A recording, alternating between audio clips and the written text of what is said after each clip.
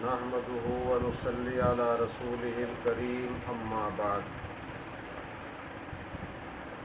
اس وقت موجودہ حالات کے پیش نظر نصف رمضان شریف گزرنے کے مد نظر برادران اسلام بھائی اور بہنوں کی خدمت میں کچھ ضروری گزارشات عرض کرنی ہے۔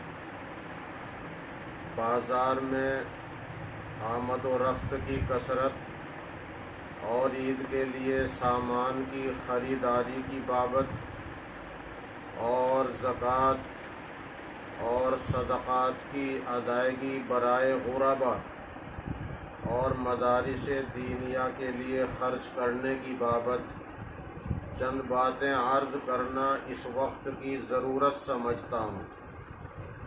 کچھ احباب کی طرف سے بار بار یہ اپیل آ رہی ہے کہ بزرگان دین، اکابر ملت اور رہنمایان قوم و ملت اپیل کر رہے ہیں۔ انہی کی اپیل کو آگے بڑھانے کے لیے اپنے علاقے کے عوام کی خدمت میں کچھ باتیں عرض کر دی جائیں۔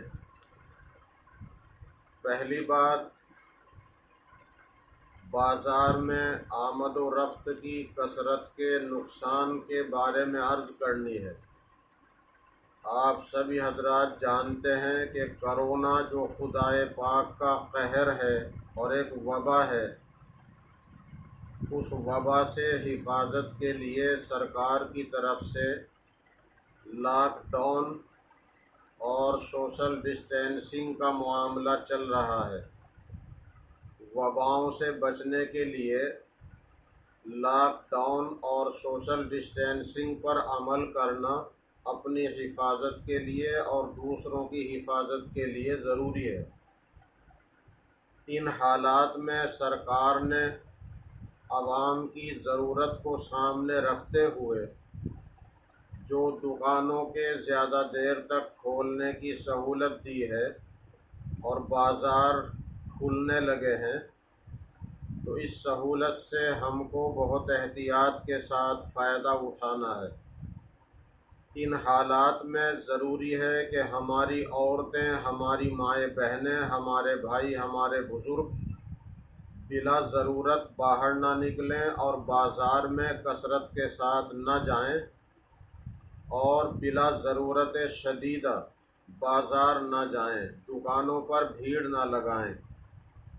حدیث شریف سے یہ بات ثابت ہے کہ یہ جو وبا ہے، طاعون ہے، یہ آگ کے مانند ہوتا ہے۔ آگ کو اگر ایندھن ملتا رہے تو آگ بڑھتی رہتی ہے، اور اگر آگ کو آگے بڑھنے کے لیے ایندھن نہ ملے تو آگ بجھ جاتی ہے۔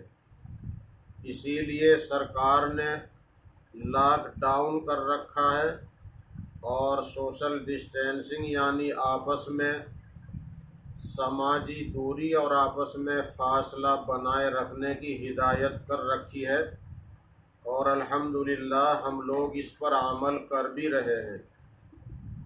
اس لیے میں اپنی بہنوں سے، بھائیوں سے گزارش کرتا ہوں کہ بازاروں میں بلا ضرورت شدیدہ نہ جائیں، اس لیے کہ اندیشہ یہ ہے، آپ حضرات جانتے ہیں، حالات سب کے سامنے ہیں۔ پچھلے دنوں تبلیغی جماعت کو بہانہ بنا کر مسلم قوم کو بدنام کرنے کی بہت سے لوگوں نے بھرپور کوشش کی ہے۔ یہ ملک بھارت گنگا جمنی تہذیب کا ملک ہے۔ لوگ نفرت کا زہر گھولنے کی پوری کوشش کر رہے ہیں، لیکن بعض خبریں ایسی بھی خوش کرنے والی آتی ہیں جس سے دل کو سکون ملتا ہے کہ بھارت میں انسانیت ابھی زندہ ہے۔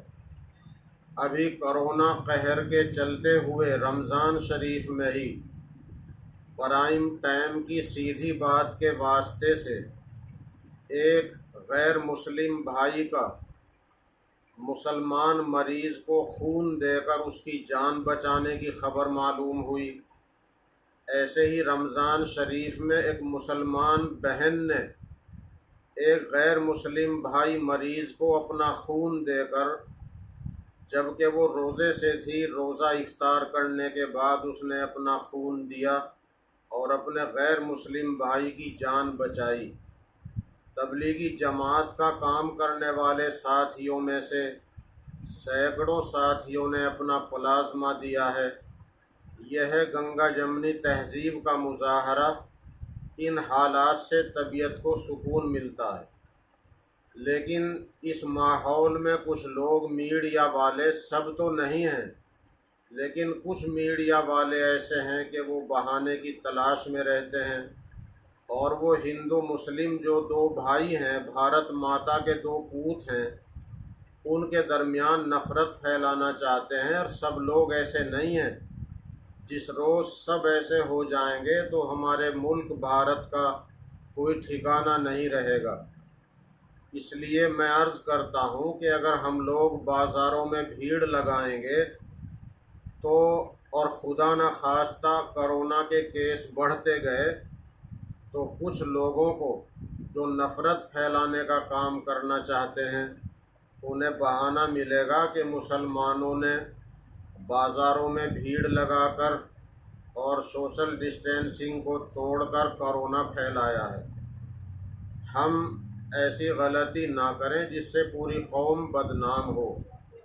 اس لیے بازار میں خریداری کے واسطے کم سے کم ہی جائیں، اور عید کے نام پر جو خریداریاں ہوتی ہیں، نئے کپڑے بنانا، جوتیاں پہننا، اس بار یہ معلوم بھی نہیں کہ ہم لوگ عیدگاہ اکٹھا ہو پائیں گے یا نہیں۔ اللہ جل شانہ کی طرف سے عیدگاہوں کے دروازے کھولیں گے بھی یا نہیں۔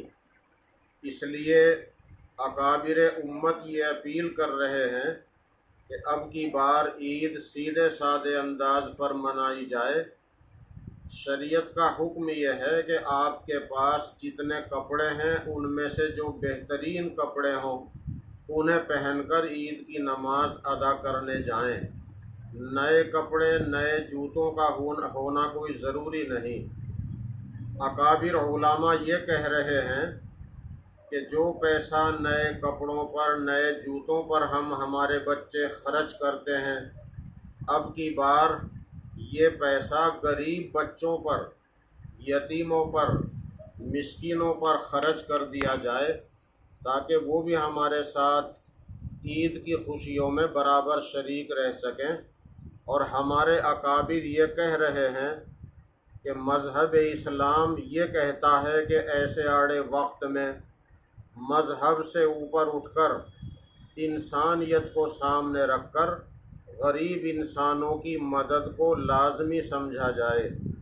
اس لیے صرف مذہب کے نام پر مدد نہیں بلکہ انسانیت کے نام پر ہر غریب کی، ہر بیوہ کی، ودھوا کی، یتیموں کی، ایسے مزدور کے جن کے روزگار ٹھپ ہو گئے اور وہ کھانے کے، روٹی کے محتاج ہو گئے، کسی بھی مذہب سے تعلق رکھتے ہوں، تو ان سب کی مدد کی جائے۔ ہم عید کے موقع پر اپنی بیٹیوں کے لیے، اپنی بہنوں کے لیے کچھ ہدیہ تحفہ بھیجتے ہیں جس کو ہمارے یہاں سیدھا کہتے ہیں۔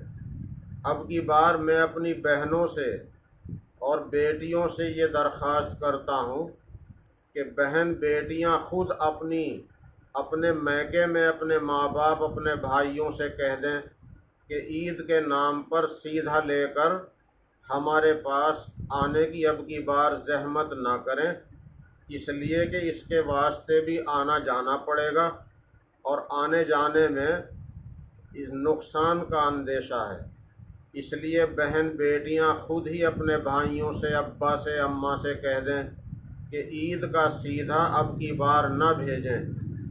اور اگر بہن بیٹی غریب ہے تو اس کی مدد اس حیثیت سے کر دی جائے کہ وہ غریب ہے۔ عید کے نام پر جو لین دین ہوا کرتا تھا، اب کی بار اس سے ہم گریز کر لیں، اور عید کے بعد جب اللہ پاک راستے کھول دیں گے تو جو کچھ حالات ہیں سب معمول پر آ جائیں گے، سب ایک دوسرے کے یہاں آنا جانا لینا دینا بھی ہوگا۔ زکوٰۃ اور صدقات سے جیسے غریبوں کی مدد کرنا فرض ہے، ایسے ہی بھارت کے اندر مدارس دینیہ کا تعاون کرنا بھی فرض ہے۔ ہم جانتے ہیں کہ ہماری اس دنیا میں بعض خطے ایسے ہیں کہ 800 سال سے بھی زیادہ مسلمانوں نے ان خطوں پر حکومت کی ہے۔ بخاری شریف، مسلم شریف، ترمذی شریف، بڑی بڑی حدیث کی کتابیں جن خطوں میں بزرگوں نے لکھی ہیں، ایسے ایسے محدثین جو علم حدیث کے پہاڑ مانے جاتے ہیں، جن ملکوں میں ایسے محدثین پیدا ہوئے، امام بخاری، امام مسلم، امام ترمذی رحمۃ اللہ علیہم جیسے حضرات، 800 سال سے بھی زیادہ مسلمانوں نے حکومت کی، لیکن بعد میں حالات ایسے بدلے کہ وہاں دین اسلام زندہ نہیں رہا اور دین کا نام لینے والے باقی نہیں رہ سکے۔ یہاں بھارت پر مسلمانوں نے 800 سال تقریباً حکومت کی ہے، اور جب یہاں مسلمانوں کی حکومت پر زوال آیا تو اللہ پاک نے بھارت کے کچھ ہمارے بزرگوں کے دلوں میں یہ نسخہ الہام کیا کہ وہ دینی مدارس قائم کریں۔ انہوں نے دارالعلوم دیوبند کو قائم کیا، مظاہر علوم سہارنپور قائم ہوا، اس کے بعد چھوٹے بڑے ادارے ملک بھر میں قائم ہوئے، پھر ملک کا بٹوارا ہو گیا، پاکستان، بنگلہ دیش، لاکھوں چھوٹے بڑے مدرسے ہیں۔ اس خطے میں اللہ کے فضل و کرم سے دین ایسی حالت میں زندہ ہے کہ اس حالت میں دین دوسرے بہت سے ممالک میں نہیں ہے۔ یہ مدارس دینیہ کی برکت ہے۔ ہمارے بزرگوں نے یہ بات فرمائی ہے کہ ہندوستان کے اندر جو دین دوسرے علاقوں کی بنسبت اچھی حالت میں ہے، چاہے وہ تبلیغی جماعت ہو یا اسی طرح دیگر تنظیمیں ہوں، وہ سب دارالعلوم دیوبند ان کا مرکز ہے، اور مدارس دینیہ ہی اس کی اصل بنیاد ہیں۔ تو ان مدارس کی بنیاد پر ہمارا تشخص، ہمارا مذہبی تشخص، تمدن، ہماری ثقافت باقی ہے۔ اس لیے میں اپنے تمام بھائیوں سے گزارش کرتا ہوں کہ ان مشکل حالات میں بھی جہاں غریبوں کا تعاون کرنا ضروری ہے، لازمی ہے، مدارس دینیہ کے تعاون کو بھی باقی رکھنا ہمارا فریضہ ہے۔ اس لیے جن مدارس میں باہر کے بچے پڑھتے ہیں اور جہاں ہم صدقات، عطیات سے امداد کرتے آئے ہیں، کیونکہ مدارس دینیہ کی امداد کرنا ڈبل ثواب کا باعث ہے۔ جیسے اپنے قریب، اپنے رشتہ دار جو غریب ہیں ان کی امداد کرنا ڈبل ثواب کا باعث ہے، ایک تو صلہ رحمی کا ثواب ملتا ہے، دوسرے صدقے کی ادائیگی کا ثواب ملتا ہے۔ اسی طرح مدارس دینیہ کی امداد کرنے میں ڈبل ثواب ہے، ایک تو غریبوں پر آپ کا پیسہ خرچ ہوتا ہے، دوسرے اس سے دین کی اشاعت ہوتی ہے۔ اس لیے اپنے مدارس کو بھی نظر انداز نہیں کرنا، اور حضرت اقدس شیخ الحدیث صدر المدرسین دارالعلوم دیوبند حضرت الاستاذ مفتی سعید احمد صاحب دامت برکاتہم فرماتے ہیں کہ زکوٰۃ میں تو 40واں حصہ دیا جاتا ہے۔ اللہ کے بندو، اے خوشحال لوگو، اللہ نے 40واں حصہ ایک سال میں مانگا ہے اور 39 حصے تمہارے پاس رہتے ہیں۔ ان مشکل حالات میں صرف 40واں حصہ ہی نہیں بلکہ 40ویں حصے سے فالتو جو 39 حصے تمہارے پاس ہیں اس میں سے بھی خرچ کرو۔ حدیث شریف میں ہے کہ مال کے اندر زکوٰۃ کے علاوہ دوسرا بھی حق ہے، اس لیے ان حالات میں اگر زکوٰۃ سے فالتو بھی خرچ کرنا پڑے تو کرنا چاہیے۔ انشاءاللہ خرچ کرنے والوں کو اللہ تعالیٰ دین اور دنیا کی ترقی سے نوازے گا۔ اللہ تعالیٰ اپنے کرم سے مصیبت کو دور فرمائے اور اللہ جل شانہ اپنے کرم سے امن و امان کی فضا بنا دے۔ امید ہے کہ ہمارے بھائی بہن اس پر عمل کرنے کی کوشش کریں گے۔ وآخر دعوانا ان الحمد للہ رب العالمین۔